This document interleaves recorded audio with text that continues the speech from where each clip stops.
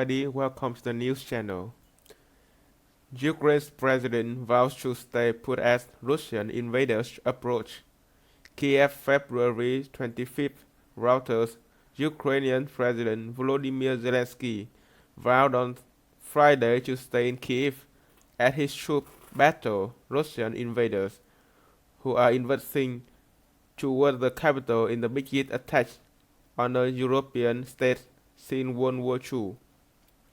Russia launched invasion by land, air, and sea on Thursday, following a declaration of war by President Vladimir Putin.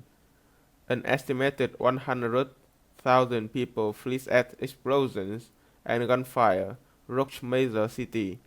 Dozens have been reported killed. U.S. and Ukrainian officers say Russia aims to capture Kyiv and topple the government. Russia on Thursday seized the Chernobyl former nuclear power plant north of Kyiv along the shortest route to the capital from Belarus, where Moscow has stationed troops. The enemy had marked me down as the number on target. Zelensky warned in a video message. My family is the number 2 target. They want to destroy Ukraine politically by destroying the head of state. I will stay in the capital. My family is also in Ukraine. Putin said Russia is carrying out a special military operation to protect people, including Russian citizens, subjected to genocide in Ukraine, an accusation the West called baseless propaganda. As if he was worried about Zelensky's safety, U.S. Secretary of State Antony Blinken told CBS, "To the best of my knowledge, President Zelensky remains in Ukraine at his port, and of course, we are concerned for the safety of all our friends in Ukraine government officers and others." A democratic nation of 44 million people, Ukraine is Europe's biggest country by area after Russia itself. It voted for independence after the fall of the Soviet Union and had recently stepped up efforts to join the NATO military allies and the European Union, aspiration that infuriates Moscow. Putin denied for months that he was planning an invasion, even as the United States warned an attack was looming and shared satellite images of Russian forces marching on Ukraine's borders.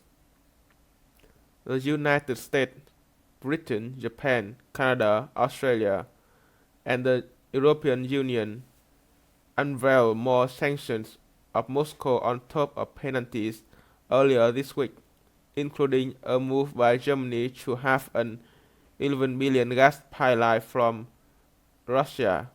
Ukrainian Foreign Minister Dmytro Kuleba told Fox News that to succeed again, we need sanctions, the toughest sanctions possible. China, which has been expected to back Russia diplomatically over Ukraine, has declined to call Moscow assault an invasion and instead urged all sides to exercise restraint. Australia criticized Beijing's position on Friday, while Taiwan, a democratic island claimed by China that has faced increased Chinese military pressures over the last 2 years, announced it will put sanctions on Russia. Russia is one of the world's biggest energy producers, and both it and Ukraine are among of the top exporters of grain.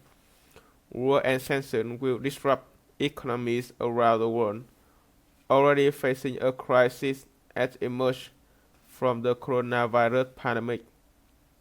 Zelensky has on Friday that 137 military personnel and civilians has been killed in the fighting so far, with hundreds of others injured. Ukrainian officials had earlier reported at least 70 people killed.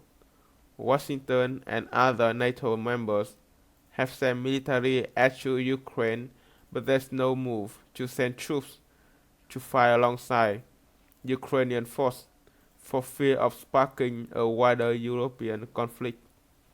Kuleba said that Ukraine needs more weapons to continue fighting.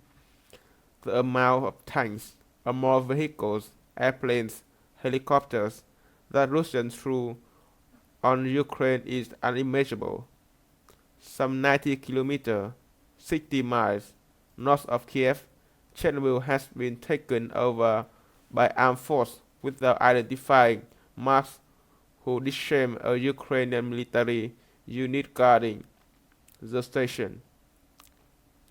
Ukraine State Nuclear Regulator said the regulator said there has been no casualties if nothing has been destroyed and that radiation levels were unchanged. It informed the International Atomic Energy Agency that it has lost control of the plant.